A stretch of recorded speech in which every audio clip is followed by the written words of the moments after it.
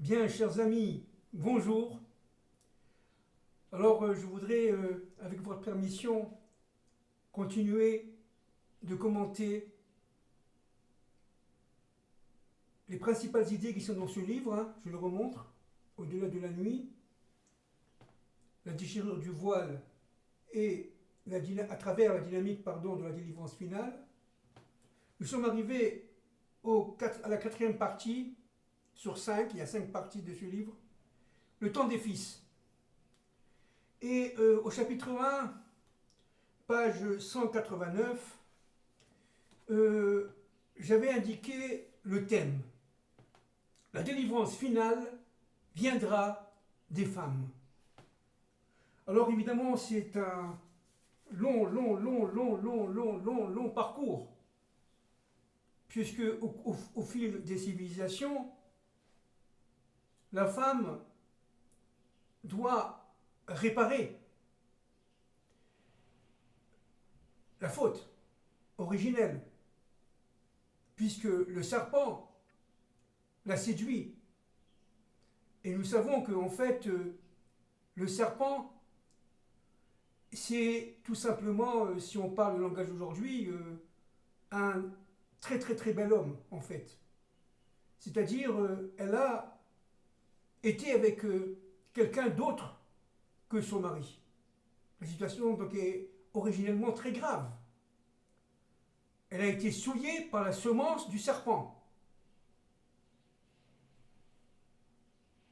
Et la femme originelle doit tout simplement revenir dans certaines femmes saintes, que ce soit les Imaot, par exemple Sarah, qui est le premier, si vous voulez, Gilgoul, c'est-à-dire retour de l'âme de Ève dans ce monde, révélé dans la Torah. Puis vous avez évidemment après Rivka, Rachel et Léa, et d'autres évidemment. Nous allons nous intéresser aujourd'hui dans un parcours extrêmement fondamental, qui est celui de Bithia, la fille de Pharaon, lors de la naissance de Moïse. Vous savez que Moïse est né à la 110e année de la présence des Hébreux en Égypte, biblique. C'était des années qui étaient extrêmement dures, extrêmement avilissantes. Les Hébreux qui étaient fidèles, malgré tout, à leur père, étaient tout en souffrance. Sous le conseil de Bilam, un des, disons, confidents de Pharaon, il avait décrété, dans un premier temps, de tuer par les sages-femmes les premiers-nés, garçons, mâles, tous les mâles après, progressivement, juifs, hébreux, nés en Égypte. Devant la défiance des sages-femmes,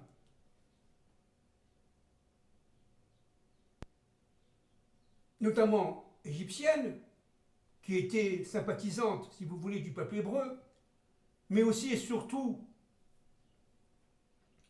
des sages-femmes hébraïques, le pharaon n'a pas réussi à atteindre ses objectifs. Il a demandé, à un moment donné, dans un second temps, au peuple égyptien de tuer les enfants mâles, les garçons d'Israël, hébraïques. C'est dans ce temps très dur infamant, mortifère qu'est né Moïse. Évidemment, on raconte que son père et sa mère s'étaient séparés. Sa mère s'appelait Yocheved, elle a vécu très longtemps, elle a vécu, disent nos maîtres, 250 ans. Elle avait 130 ans lorsqu'elle avait eu Moïse.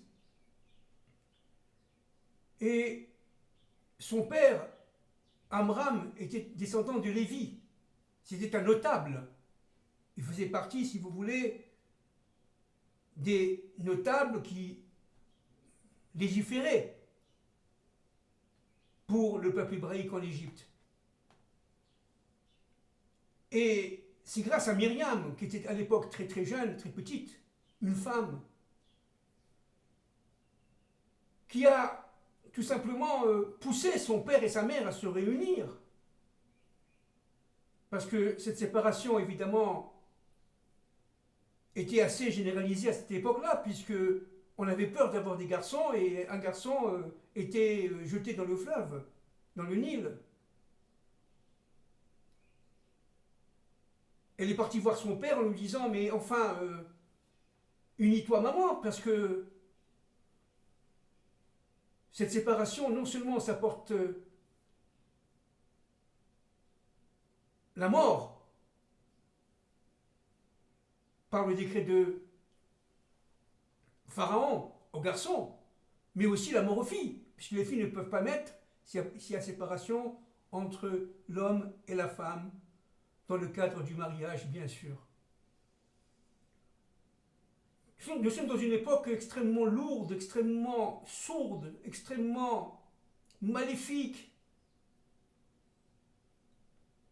De nombreux midrashim expliquent que la souffrance était insupportable. Par exemple, ce fameux pharaon qui avait la lèpre, disent nos maîtres, il faisait égorger tous les jours, le matin, 300 petits garçons hébreux, et pour baigner dans leur sang. Et comme si cela ne suffisait pas, leur corps servait de briques pour la construction de villes et de pyramides. C'est dans cette atmosphère lourde qu'apparaît Bithia. Bithia est une femme absolument unique, une perle parmi ce monde mortifère, ce monde idolâtre, ce monde indécent, sans aucune morale, notamment sexuelle. Bithia était mariée, elle n'avait pas d'enfant. Fille unique de Pharaon. Elle cherchait un successeur à Pharaon. Elle était d'une âme extrêmement élevée, spéciale. Elle va travailler sur elle-même pendant de longues années, toute seule, entourée d'Égyptiens et d'Égyptiennes dans le cadre de la cour de Pharaon, pour essayer de comprendre à l'intérieur de cette intériorité qu'elle avait, et de cette intériorité la plus profonde. Elle voulait comprendre qui elle est. Et progressivement, elle se sentait extrêmement reliée. Bien que, évidemment, non juive, non hébraïque, elle se sentait reliée à ces esclaves hébreux souffrants. Le Maharal de Prague dit que, en fait, et ça a été repris par, Rachi dit, et ça a été repris par le Maharal de Prague plus tard, quelques centaines d'années après. Rachi dit que, en fait, Bithia était en parcours de conversion. Et que, en descendant de le fleuve pour se baigner, elle voulait tout simplement se séparer de l'idolâtrie et aller au mikvé, c'est-à-dire dans ce bain rituel qui lui permettait de se relier au Dieu un, maître de l'histoire. Et c'est à ce moment-là qu'elle vit évidemment un berceau qui était prisonnier de roseaux dans le Nil. Elle perçut, grâce à son travail intérieur extrêmement puissant, une lumière au-dessus de ce berceau, disent les rachamim, disent les maîtres.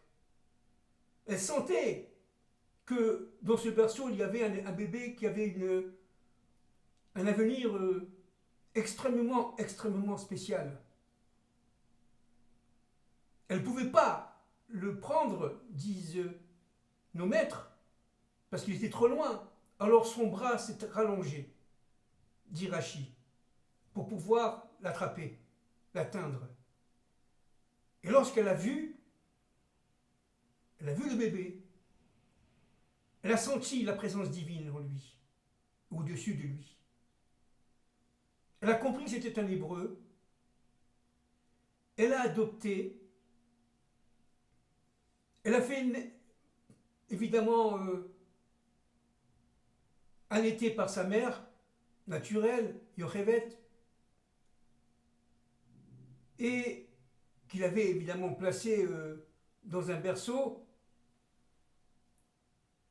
Ce berceau ayant été suivi par sa sœur Myriam, qui était son aîné par rapport à Moïse.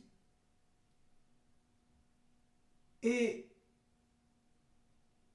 Yochevet va l'allaiter pendant de longs mois et va l'élever pendant quelques années. Grâce à cet allaitement, grâce à cette solidarité entre la mère et l'enfant, ce travail secret de Yochevet va être en fait de réveiller l'intériorité hébraïque de Moïse. Et au jour le jour, elle va lui parler des pères, d'Abraham, d'Isaac et de Jacob. Elle va lui parler de la terre du Canaan, qu'il faudra revenir.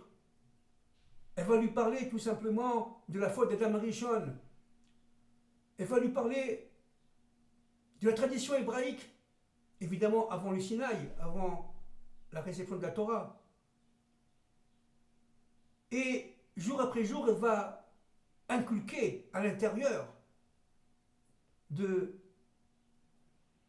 Moïse des forces féminines, d'ailleurs reliées à la Bina, reliées au 8e niveau à partir du bas, qui est par essence féminine, et qui va permettre à Moïse d'être extrêmement puissant et au-delà de la nature. Le rôle des femmes à ce moment-là a été, hébraïque évidemment, a été crucial. C'était des véritables combattantes, révolutionnaires. Elles n'avaient pas peur malgré les décrets de Pharaon, de braver ces décrets et d'aller avec leur mari, qui était exténué d'ailleurs dans les campagnes et dans les champs et dans les villes, pour essayer d'avoir des enfants. Elles étaient prolixes. Ils se démultipliaient. Chaque femme avait au moins 5 à 6 enfants, pour ne pas dire jusqu'à une cinquantaine, disent certains maîtres, par femme. C'est-à-dire que, quantitativement, l'Égypte se remplissait d'Hébreux. Pour revenir à Bithia, Bithia a évidemment caché à son père, Pharaon, que c'était un Hébreu. Elle avait répandu l'idée, la rumeur qu'elle était enceinte, et que en fait elle portait le petit-fils de Pharaon, c'est-à-dire le fils adoptif. Pour elle et pour les Égyptiens, le petit-fils réel de Pharaon. Et Moïse va vivre pendant de nombreuses années, une vingtaine d'années, à l'intérieur du palais de Pharaon. Il sera pleinement égyptien, dans son extériorité, habillé en égyptien. Il parlait l'égyptien, mais dans son intériorité, il était hébreu, parfaitement hébreu. Et Bitya le savait. Elle l'a protégé contre toutes les déviances. Elle l'a protégé absolument contre les intrigues des palais. Et pendant 20 ans, malgré la grande suspicion des conseillers de Pharaon, qui n'arrêtaient pas de dire à Pharaon que c'était un hébreu, qu'il fallait qu'il allait prendre sa place, avec une révolution de palais, elle a réussi à maintenir Moïse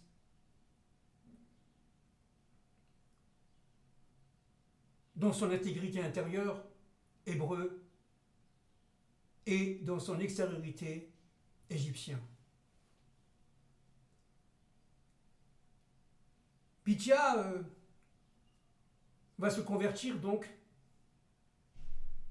et elle va épouser les thèses hébraïques, elle va accepter la volonté divine, elle va vivre les plaies d'Égypte, et elle sortira avec les enfants d'Israël lors de leur sortie d'Égypte, le 15 Nissan au matin. Et elle vivra d'une manière extrêmement simple, comme une grande femme. Moïse aimait beaucoup sa mère adoptive. Le Zohar dit que toutes les semaines, Moïse va voir sa mère adoptive Bitya. Et seulement tous les ans, il va voir sa mère naturelle, Yochevet. Moïse a compris que Bitya était un envoyé d'Hachem. Et c'est grâce au combat de cette femme, hors pair, hors du commun, fille de Pharaon. Je ne sais pas si on comprend ce que ça veut dire. Un but d'idolâtrie, acceptant le dieu Ra comme étant le dieu un égyptien, éperdument égyptienne, mais dans son intériorité, elle faisait un travail intérieur de rapprochement vers le Dieu un, maître de l'histoire, le Dieu des Hébreux. Évidemment, c'est une envoyée d'Hachem, évidemment. Et comme par hasard, elle n'était pas d'origine hébraïque. Elle a continué la réparation de la faute de Chava, de Ève. Cette réparation, on l'a vu l'autre fois, va être poursuivie par Tsipora, femme de Moïse. Elle aussi, après un travail intérieur avec son père Yitro, Jéthro en français, durant de longues années, seule contre ses 6 sœurs, elle réussira à faire l'union entre son extériorité et son intériorité. À tel point que Tsipora, femme de Moïse, fera vite, subitement, parachat Shemot, la circoncision de son fils Eliezer. Moïse, disent nos maîtres, avait été pris par un sentiment de choix. Il était troublé. Est-ce que la circoncision de son fils passait avant la délivrance du peuple hébreu en terre d'Égypte ou après? Il avait choisi tout d'abord de s'occuper de la délivrance du peuple hébreu. Sa femme l'a contredit en disant non. Et Dieu était avec elle. D'abord la circoncision. Elle a vu, dit Rachi, c'est dans le Talmud, elle a vu un serpent, le serpent de Bereshit, rentrer dans le corps de de Moïse, son mari, et arriver jusqu'à sa taille. Il avait absorbé. Puis, il ressort. Et ce même serpent rentre par les pieds et arrive jusqu'à cette même taille. Au niveau de l'appareil génital. Et là, Tzipora comprend absolument que c'est la circoncision qui est en jeu, que Moïse est en danger de mort, que le décret divin va s'accomplir, et très vite, elle commence la circoncision, et elle sauve son mari. Tzipora est une femme unique, parce que d'abord son travail intérieur a été intense, extrêmement profond, dans une solitude et un secret unique, souvent raillé par ses sœurs, disent les Midrashim. Et Moïse a vu en Tzipora la réparation, certes encore incomplète, mais la réparation de la faute de Chava. En faisant la circoncision de son fils,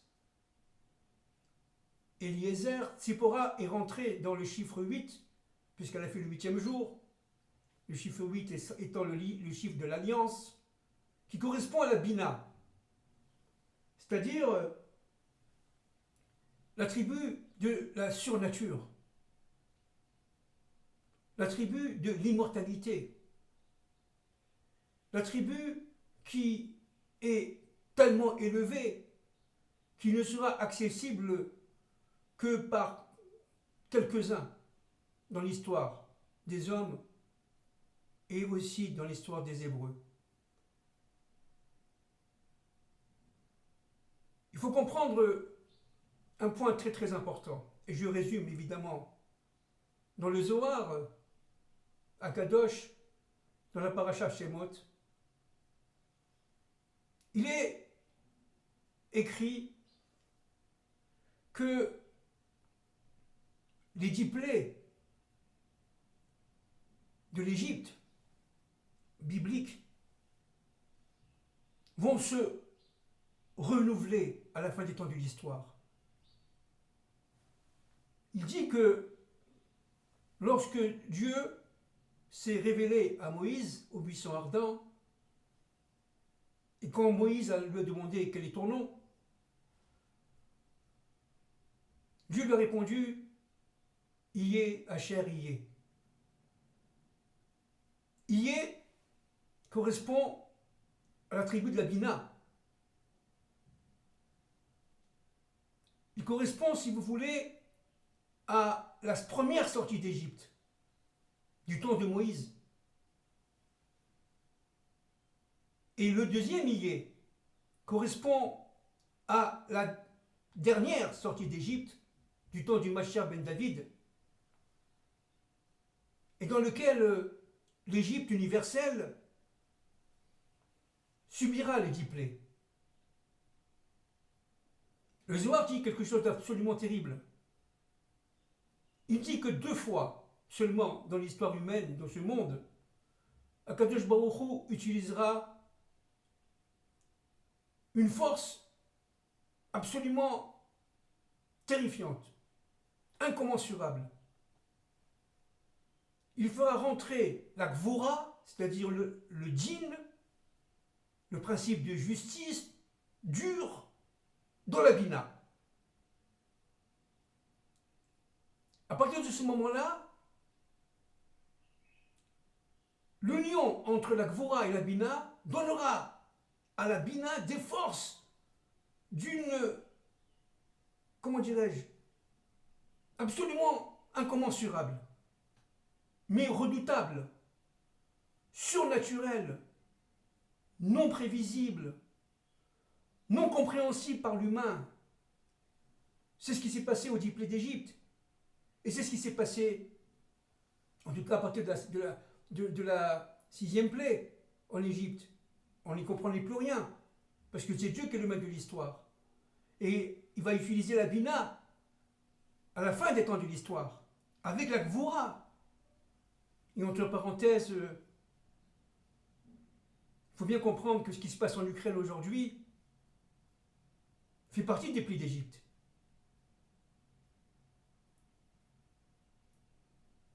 L'Ukraine qui a été un pays, bon je ne veux pas en parler ici parce que en plus c'est tellement douloureux, a été un pays dans sa, disons, dans sa majorité, bien entendu, il y a eu de très grandes sadikim en Ukraine, bien entendu, mais dans sa grande majorité, il a été haineux d'Israël. Il a fait souffrir Israël depuis de très nombreux siècles. Et les plaies commencent par lui. Et ça va évidemment se répandre un peu partout, en Europe, y compris en Amérique. C'est-à-dire dans les pays d'Édom, en Occident. Aujourd'hui, l'Égypte, c'est l'universel, qui est renfermé dans ses propres limites de perception. Mitzraïm, aujourd'hui, c'est l'universel enfermé dans sa propre finitude, dans ses propres règles et lois de la nature. L'homme a pour ambition, par la science et par toutes les technologies, de contrôler les lois de la nature. Mais ce qu'il ne sait pas, c'est que comme au temps de Pharaon, il y a 3500, 4000 ans, 3500 ans, 3500 ans, eh bien, Dieu va utiliser la Bina pour frapper par la Gvura, par le din, par le dur, la dureté, le principe de justice. C'est ce qu'on va vivre. Le Mashiach ben David ne pourra pas sortir sans l'implosion des forces du mal, sans la tchouva de certaines élites, le retour de certaines élites complices du mal vers leur Dieu. Et nous sommes là dans la réparation des Adam Arishon, la réparation de l'universel. C'est ce qu'avait compris Bithia. Elle était un fer de lance, une femme de combat. Elle a pris d'énormes risques pour sauver le peuple hébreu. Elle n'était pas juive. Et c'est pareil pour Tzipora, qui n'était pas aussi d'origine juive, puisque son père était prince midianite, prêtre de Midian, et super idolâtre, qui lui-même aussi va se transmuter, se transformer en Chovav et faire tchouva, revenir au Dieu d'Israël. Lui aussi, avec sa fille, Tzipora, vont travailler au jour le jour pour renier l'idolâtrie qui est en eux. Et à tel point qu'il va avoir ce privilège suprême d'apparaître dans les 10 commandements. La paracha des 10 commandements, c'est Yitro. Jétro en français. Ce sont des êtres absolument uniques, faisant partie de l'universel. Moïse l'avait vu. Il a étudié la Torah de la délivrance avec Yitro. Les tzadikim ne sont pas tout à fait d'accord. Il y a beaucoup de midrashim là-dessus. Il y en a qui disent qu'il est resté 40 ans chez Yitro, à Midian. La vie de Moïse se divise en trois parties, 3 fois 40.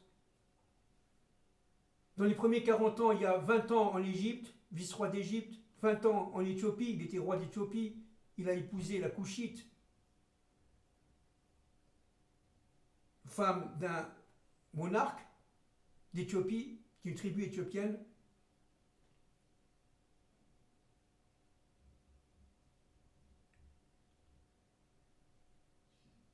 Puis, 40 ans, selon cette théorie, entre guillemets, ce midrash, c'est pas une théorie, enfin ce midrash, avec Yitro, à Midian, à 80 ans, il reçoit le buisson ardent et l'ordre de sauver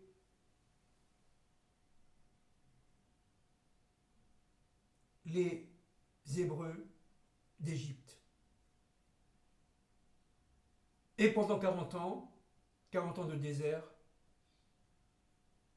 il sera la tête, le guide suprême du peuple libéré. Moïse sera évidemment 3 fois 40, ça fait 120 à 120 ans, l'unique personnage qui aura parlé au jour le jour, nuit et jour avec Hachem, face à face. Moïse sera celui qui reviendra à la fin des temps de l'histoire. C'est le Mashiach ben David. Il fera partie de la tribu séphirotique Netzar,